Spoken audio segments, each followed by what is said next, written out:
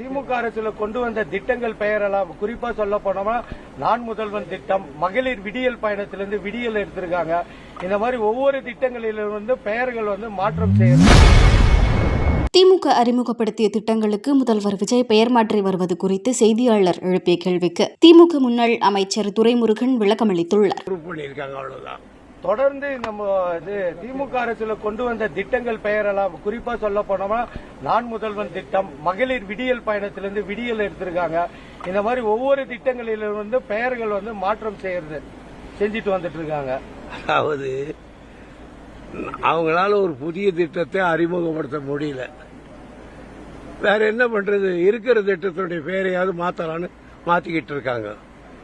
இது அவர்களுக்கு பெருமை தரக்கூடியதல்ல. அதே போல பாத்தீங்கன்னா விமர்சனம் பேசுறவங்களை தொடர்ச்சியா கைது பண்றாங்க. குறிப்பா திமுக எம்எல்ஏக்கள் 2 பேர் இப்போ வரைக்கும் கைது பண்ணிருக்காங்க. அது எப்படி பாக்குறீங்க?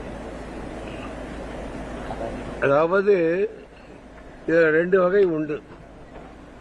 பேசுவதை சில நேரங்களில் யாராவது கொஞ்சம் பேசினால் அதையெல்லாம் கொஞ்சம் நெக்லெக்ட் பண்ணணும். எம்ஜிஆர் பிரிஞ்ச நேரத்தில் மதியழகன் தம்பி கே கிருஷ்ணசாமி பேசினார். எம்ஜிஆர் ஒரு ஆணையிட்டால் கோபாலபுரம் போய் கருணாநிதி தலையை வெட்டி கொண்டு வந்து இங்க வைப்பேன்னு சொன்னார்.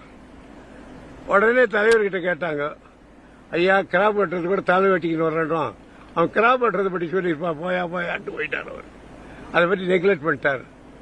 அது மாதிரி ஏதோ ஒன்று பேசுறதுனா அவன் இங்கே பேசலாம் தள்ளிட்டு போகணும்.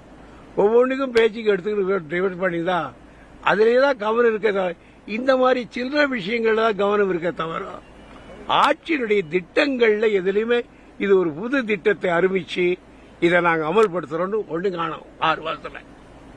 அதே போல பேருந்துகளுக்கு கலர் மாற்றுறாங்க.